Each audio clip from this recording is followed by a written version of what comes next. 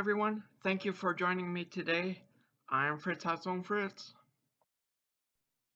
I hope your day is going splendidly so far. Currently, 94 degrees and sunny here in the valley on this Thursday afternoon. Something a little bit different today. This video is not a food review video or a karaoke video. This video is a reflection, a video discussion video. Today, July 17th, is the 11-year anniversary, July 17th, 2014, when the Carlton Complex Fire caused extensive damage to my hometown of Pateros, Washington. You may have heard of it, heard of that place. You may have heard of that fire. So now I'm going to include some photos from that afternoon from me, unless otherwise noted. There's wide assortment, and then some archive footage from when my friend and I were discussing the fire, and I believe that was the 5-year anniversary of the fire, providing a reflection then. So now here, 11 years later, just kind of reflecting on it. Time has moved on, but the scars are still there. Not everyone who lost their home in Pateros rebuilt. So there's still some vacant pieces of land in town where structures used to be. Now, my family was fortunate. Our home survived, and it's still there today. It's still in the family ownership. So I try to get up there as often as I can. Since I'm here in Wenatchee, it's not too far. Well, Pateros is that way, about 58 miles north of here. Side note, I'll be attending the upcoming Apple Pie Jamboree in Pateros this weekend, so stay tuned for a video of that. I'll be on location. Yeah. Oh. Thanks, everybody. If you have any recollections or memories from July 2014, let me know in the comments. If you've heard about that fire, the Carlton Complex Fire. It started out via thunderstorm, rolled through southern Okanogan County on the afternoon of July 14th. Lightning sparked 4 separate fires. And then, of course, as you know, 3 days later on the afternoon of July 17th, gusty winds prevailed throughout the valley up to 40 miles per hour, caused those 4 separate fires to merge into one big inferno. So, yeah, that was a state of disbelief. Still trying to process all these years later.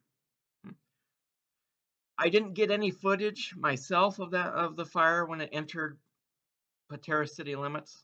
I only took like 2 or 3 photos with my phone that I had at the time. It was a flip phone. Actually, I still have that phone. It's over there. Haven't used it in years. I've upgraded phones since then.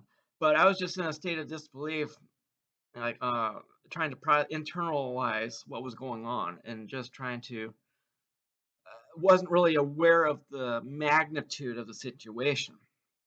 That I was one of the last residents to evacuate Pateros, and that was around 9:00 p.m. that evening. About 3-ish hours after the fire entered city limits, and about 2.5 hours after the power went out. Um, it, Somewhere in there, I know over time that it lines up, but that was quite an ordeal. Once in a while, I still have these uh, bad dreams, or nightmare, I should say, where there's this wall of fire coming toward me. But I haven't had that particular dream in maybe 4 months now. But now that I'm talking about it, I'm sure it's going to pop up again soon. But yeah, mm-mm. Once going through that was one time too many. Oh, wow. Mm-mm. They're going to be busy. It's like a line. Oh my gosh. That is a line of fire. A ring of fire. Look at this. This is daytime. How much smoke there is. And all those houses. A line of fire. It's been like 2 or 3 miles so far.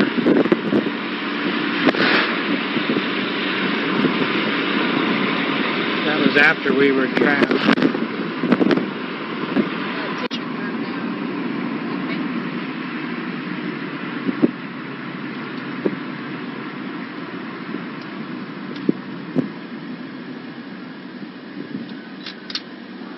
This is Alda Park here, I think. Is that what the name of this is? It's a little resort. Alda Resort? Listen. They're The town. They're evacuating the whole town. I can hear a loudspeaker. Yeah, there's a cop right over there with the sheriff's.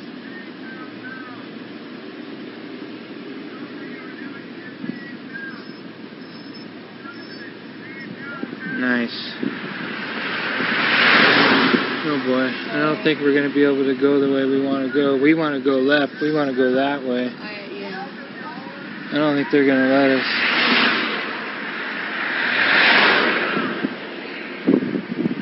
Oh my goodness. Okay, well, I'm afraid this little town's going to burn right here. We'll see if they can save it.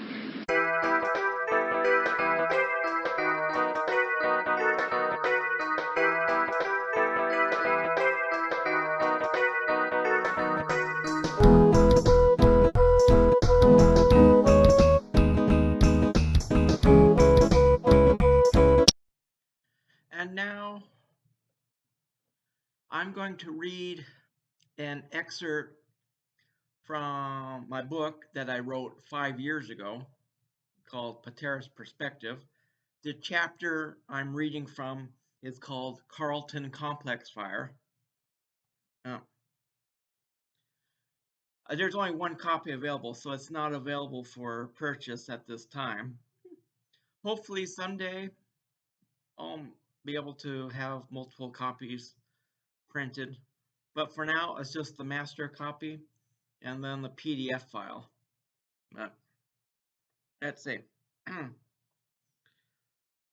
Once I arrived in Pateros, I stopped at my arcade, Fritz Hot Zone Gaming, and opened up the place for about 20 minutes, just in case someone wanted to stop by to buy a candy bar or comic book.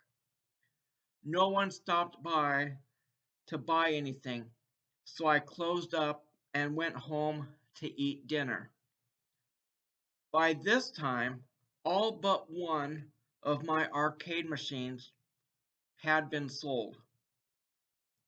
Those machines were sold in October 2013. The ice cream chest freezer I had in the arcade was sold the weekend of July 12th, 2014.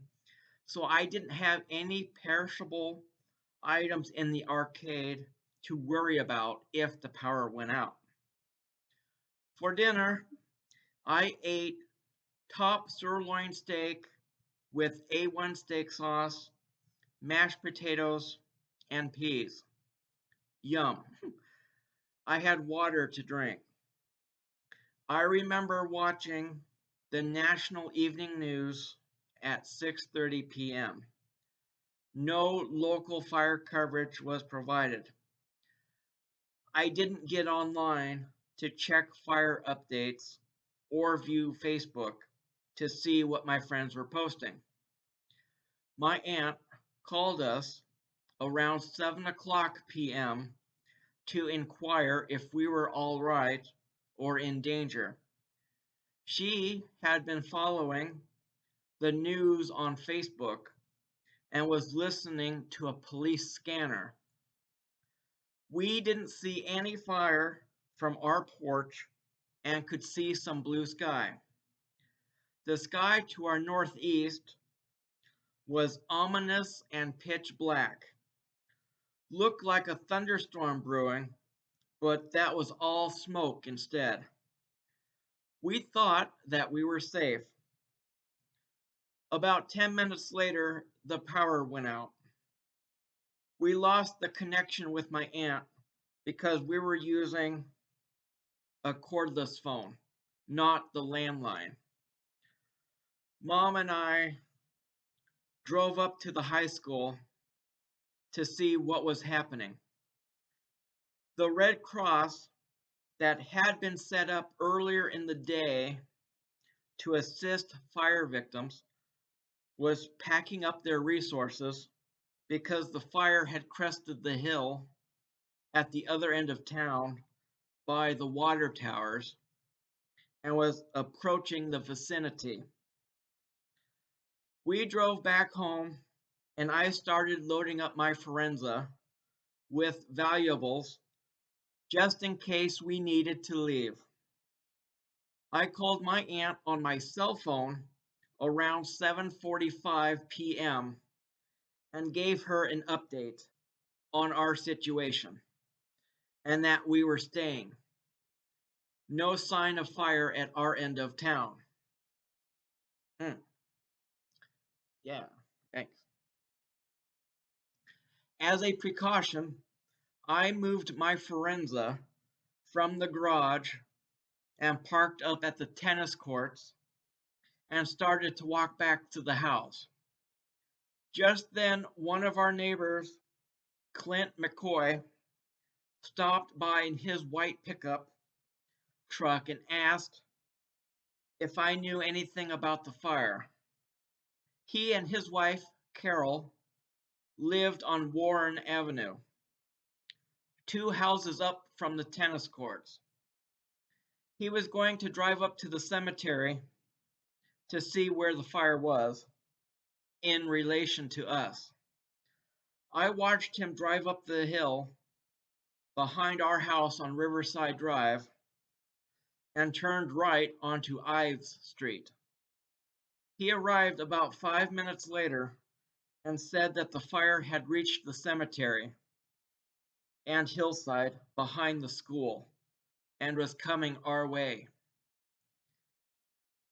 By the time I walked back to our house, Mom and I heard a sheriff deputy on a blowhorn announcing level 3 evacuations and to get out now, get out of the city now.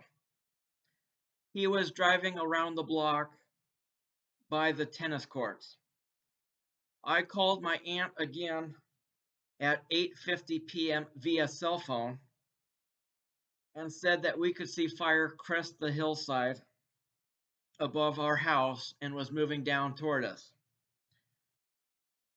We were about to leave and would arrive at her place a little over an hour, depending on traffic. We were going to take separate vehicles. I left at 9:00 p.m.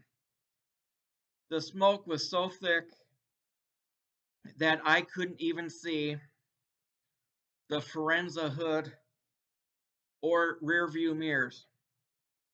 I had my high beams on and was going on instinct on where Warren Avenue should be. Fortunately, the smoke cleared up a little bit by the time I reached the intersection with Highway 97. Damn. Yeah. A police barricade was set up on the other side of the Pateros Bridge at the junction of Highway 97 and Highway 153 to keep people from entering the area. I went through the barricade and stopped about 2 miles south of town and waited for Mom. She drove by about 5 minutes later. I was relieved that she had gotten out of town safely. What an ordeal. The next morning, I noticed a circular burn mark about the size of a dime on the Forenza hood paint where a hot piece of ash landed during my evacuation. I later had the Forenza hood repainted so rust wouldn't set in. Insurance covered the cost.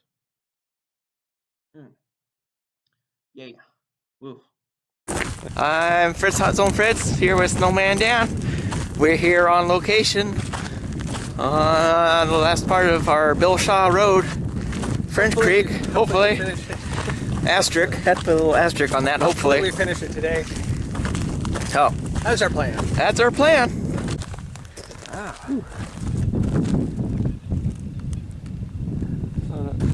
Dust devil, also known as by a few other names. Let's see, what was the other names? Little tidbit. Yeah, that's like, If you know any information, please leave a comment. yeah, there you go. Some car there that looked like it come around that corner too fast or something. I don't know. Maybe in the winter or something too. It could be extra slippery because of snow that might not get plowed right away.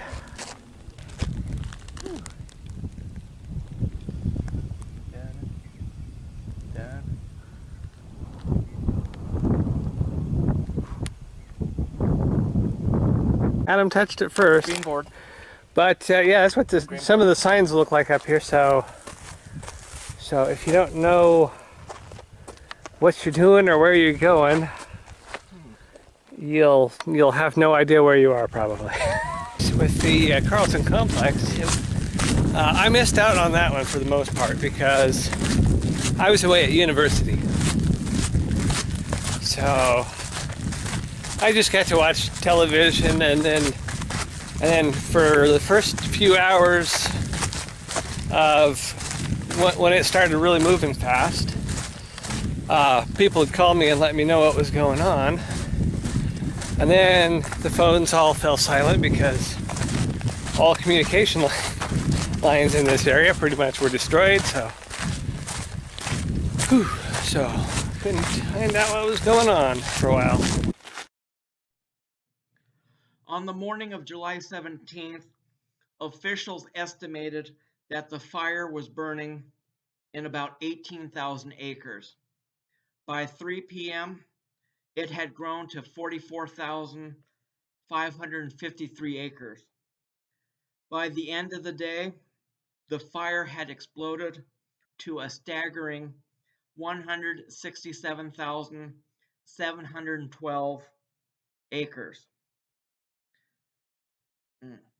The Cougar Flat branch of the fire, the north zone, had reached nearly 25 miles to the southwest, the southeast in only 9 hours.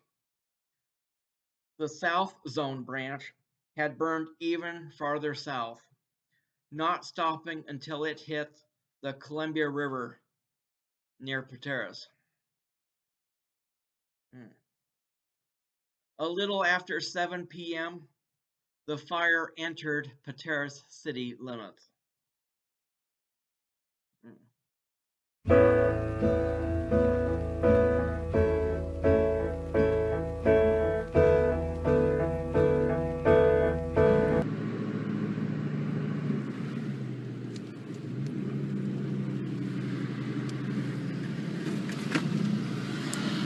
I grew up on this street.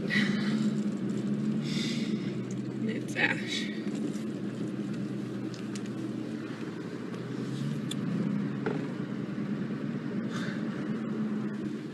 my aunt's old house, or what would have been